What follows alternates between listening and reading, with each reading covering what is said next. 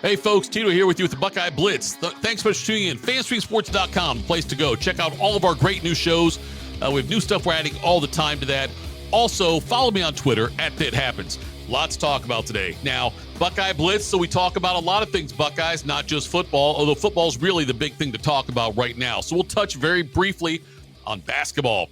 The men's basketball team knocked off Notre Dame over the weekend, a 1-point win there. Notre Dame's a decent team.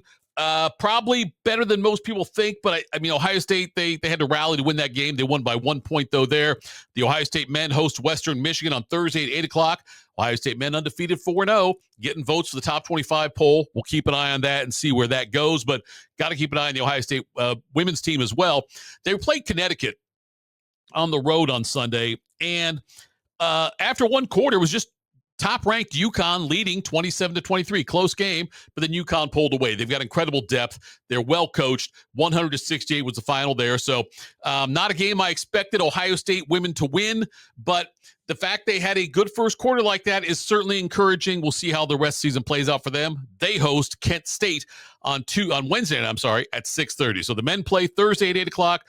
Women play Wednesday at 6:30 p.m. All right, let's talk about Ohio State football now. Big win over UCLA. Easy win. Without Nico Iamaleava playing for UCLA, it was a foregone conclusion. I mean, it was anyway that Ohio State was going to win the game. But the fact that you had UCLA going out there with a quarterback who had never attempted a pass in college before, making his first appearance, doing that on a first start in a night game at Ohio State, not ideal for him. But and Ohio State's defense imposed their will. They did what they wanted to do. They won that game rather easily, 48-10. The kickoff return at the end of the game by Lorenzo Styles was nice as well. But the Ohio State team, they go in there. Carnell Tate did not play. Jeremiah Smith was limited and ended up not playing most of this. After the second quarter, he did not show up in the game at all. So the injuries happened. Julian Sayin one time took a bad hit, too, where he turned his ankle and was limping off the field for that. But anyway, a rather methodical win for Ohio State. I will say this. The offense, as far as the passing game, looked a little bit disjointed, and it could be because of the fact that you're missing Jeremiah Smith and Carnell Tate, two of the top receivers, if not two of the top maybe 5 receivers in all of college football, but you're certainly the best tandem. You're missing them, staying a little dinged up, and so that probably led to it, more so than the fact that, it's not like there's a problem in the passing game. And by the way, I'm sitting here talking to you about this and saying, bad game. 73%, I think, completion percentage, so still not too shabby. It just looked off sometimes. Running game was great. Offensive line played very well. So a nice win for Ohio State. Defensively, again, they did what they were supposed to do. They win, like I said, easily 48-10. But this Ohio State team now, they are heading to play Rutgers, they are hosting Rutgers in their final home game of the season on Saturday at noon. And I don't expect Jeremiah Smith to play. Ryan Day gave no real updates on that, and if he or Tate would play. He was very vague about it, which is what Ryan Day does, and that's okay. But you might want to see Tate get out there only because it will be his final home game at Ohio State because he's a junior. He's going to declare for the draft, you would think. He's going to be a high first-round pick, I would hope. So he might want to get out there for that reason, but it's really not worth it to risk because these guys, look, they may have 6 games left. There should be 6 games left after this one against Rutgers. Should be Michigan, the Big Ten championship. 6 games including this one. But this game, Michigan, Big Ten championship, and then hopefully 3 playoff games with the last one being for the championship. So that's a lot of season left. It used to be if you would sit out this game, it means you'd have like 2 games left. You'd have Michigan in a bowl game or maybe 3, Michigan, Big Ten championship game, bowl game. But now you got 6 with this game included. So they'll be very cautious about it. They don't need Carnell Tate or Jeremiah Smith to beat Rutgers. They don't need either one of them.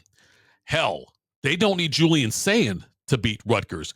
If you put Lincoln Keenholz out there with the collection of receivers not named Smith and Tate and their running game and the defense, Ohio State still wins this game and probably covers the 30-point spread. So Ryan Day is going to be smart about it. He knows there's a lot of season left, and the toughest games are right in front of them after Rutgers. Having to beat Michigan up in Ann Arbor after what they've had to suffer through lately, having to win against, in all likelihood, the number 2 team in the country, Indiana, and then having to go on a playoff run. Ryan Day realizes the toughest games are in front of them. And I think he also realizes the fact that Ohio State could easily beat Rutgers without some key pieces being in there. Tate probably wants to play. Like I said, last game at Ohio Stadium, in all likelihood, unless something catastrophic happens with this team. Last game at Ohio Stadium for him, and last game this season for Ohio State at home. The Ryan Day has done a fantastic job of not talking about the opponent. You ask Ryan Day who they're playing, every week he'll tell you, we're playing Ohio State. We are playing ourselves. We have a standard we have to live up to, and that's what he believes. He's hammered that home with Ohio State.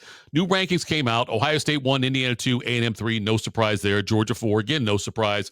I don't think the Big Ten is going to get 4 teams in. I know that Oregon and USC play this week in Eugene. USC could win that game. If so, all of a sudden, you get in the discussion about USC or Oregon or both. I think Oregon wins the game anyway, but I don't think the Big Ten will get a 4th team in. The only thing to get a 4th team in is if Michigan beats Ohio State, and that's not going to happen.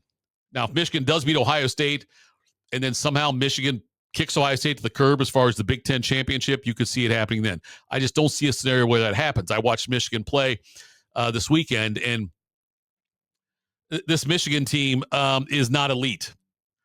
Underwood's going to have problems as a freshman quarterback, especially going against this Ohio State defense. I don't care if it's in Ann Arbor.